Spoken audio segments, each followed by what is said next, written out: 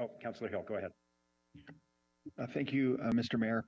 Bill 185 is formally called the Cutting Red Tape to Build More Homes Act. In June 23, Council passed staff recommendations to respond to Bill 109. The bill was designed to get municipalities to approve more building starts by reducing red tape and streamlining the planning approvals process. Staff recommended a third option, where much of the planning process would be shunted to a pre-consultation process that would avoid setting off the DC timer, and opted to hire 33 temporary full-time employees.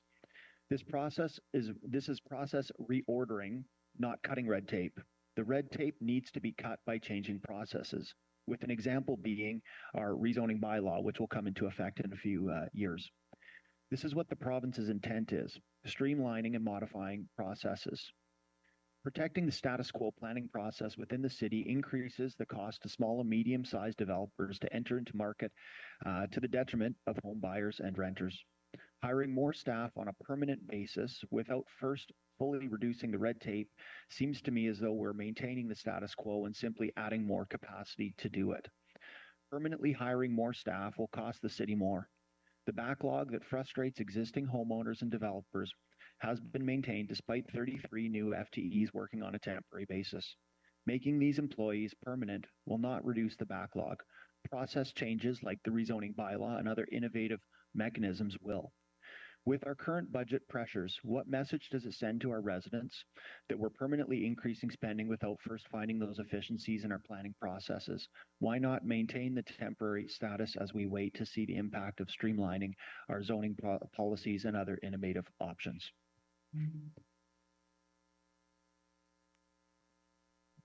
Thank you for the question, Chair.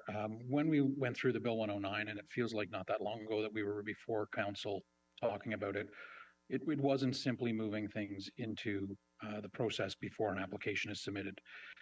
We did blow up our process entirely at that time to try to streamline things as much as possible and to shave out time from the process to ensure we could meet those mandatory timelines that were imposed by the province. We met our timelines for applications that were submitted under the Bill 109 process 100% of the time. We have not returned we have not refunded any application fees, and that's in contrast to other cities like Toronto, where we've seen, in the neighborhood of $5 million being refunded to developers due to mismet timelines. So we have blown up our process through the Bill 185 process, which we've now, bringing forward to try to adapt to the most recent housing legislation. We are looking to move some of that process that was before the clock started to being on the clock. We've got a number of mechanisms where we're focusing on how we manage within the application timeline, so that we're looking at the pieces of the puzzle that are within our control, and looking at that sort of review timeline and the steps that are within it to ensure that we're on track with that. We're also introducing flexibility to applicants to allow them to work with us to amend their applications in process in order so that we can come forward and get to yes, which is something that our industry in general has been telling us that they want to hear, or that they want that opportunity to work with us to get to yes, rather than facing the option of us coming forward with a report for refusal because they haven't yet satisfied the criteria of council approved policies. I hope that answers the question, Chair. I guess in short, we have blown up the process. We have tried to streamline FAT.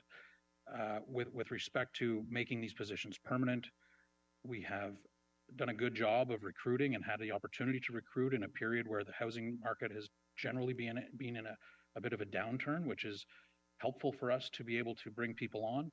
As we're seeing signs of that housing market recover, staff are proposing to make them permanent so that we've got the horses that we need to carry these applications forward in a timely manner, and that we're not trying to recruit in a period of hot housing market when those same resources are being competed for by other municipalities, by consultants and developers at the same time. So that's the rationale why we're coming forward today.